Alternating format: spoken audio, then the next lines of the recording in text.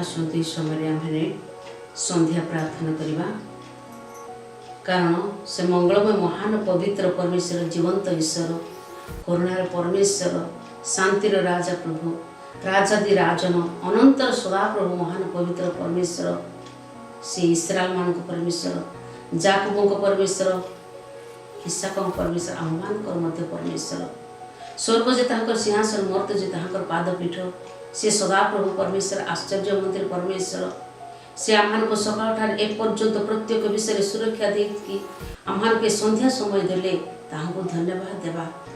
से मंगलमय महान पवित्र परमेश्वर एही रात्र समय विभिन्न परमेश्वर विभिन्न कौन सी जदि को मंगल थाए प्रभु से समस्त दृष्टि आम्हान तुम पवित्र हृदय थाए मत दृष्टिपात कर जीवंत परमेश्वर से समस्त विषय प्रभु तुम दृष्टि रहो समय प्रार्थना करवा यही समय ए रात्र समय सुजागृत करने निमंते प्रार्थना करवा आज दिन में अनेक लोक माने पीड़ित मध्य थिबे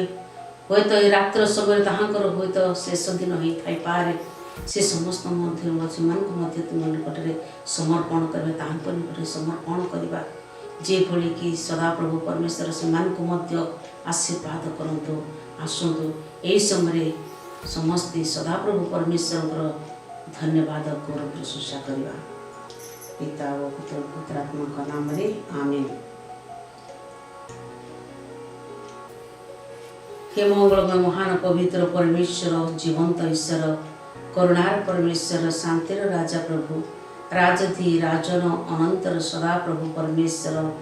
पवित्र जीशु बापा तुम कोटि कोटि धन्यवाद करुछि प्रभु।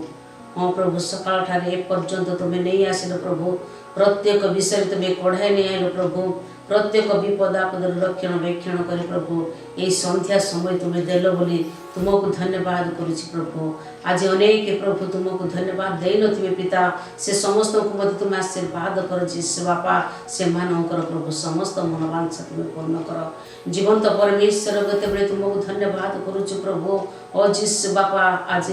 प्रभु तुम्हें प्रयोजन आहार देछ धन्यवाद करुछि प्रत्येक विषय तुम्हें आह्वान कर समस्त अभाव पूर्ण करिथवा धन्यवाद करुछि प्रियतम जीशु बापा गते बेले प्रभु ए रात्र समय प्रभु ओ परमेश्वर जो माने प्रकृत रोग प्रकृत हो रही पिता हुए तो से अंतिम दिन होता पारे परमेश्वर से समस्त को तुम आशीर्वाद कर जीशु बापा यही समय प्रभु रात्र समय प्रभु ओ प्रभु अनेक रोगग्रस्त पीड़ित हो प्रभु से माने प्रभु जो चित्कार करुवे हे दाऊद संतान मो प्रति दया कर बोली तुमको डाकुवे पिता से समस्त को मध्य तुम आशीर्वाद कर प्रभु ये संध्या समय प्रभु तुमको धन्यवाद करुछि प्रभु तुम्हें धन्यवाद गौरव प्रशंसा पूजा आराधना वंदना पाओ पिता तुम्हें एते बेले प्रभु आसो प्रभु आम्हान का आशीर्वाद कर जीशु राजा हाँ परमेश्वर सकाल ठाई पर्यंत आम यदि तुम विरुद्धार चरण करुछु प्रभु प्रत्येक विषय कहवा कर चलबार बुलबार प्रभु हाँ प्रभु तुम विरुद्ध आम पाप करूँ से समस्त पाप को तुम मोचन करने अधिकार केवल तुमर अच्छी प्रभु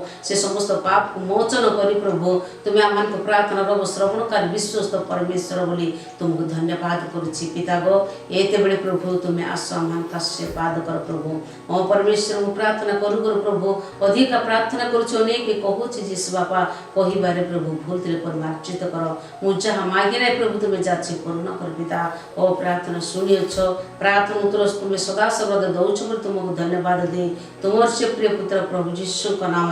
तथा माँ बेलांका नाम प्रार्थना विज्ञा कली आमीन।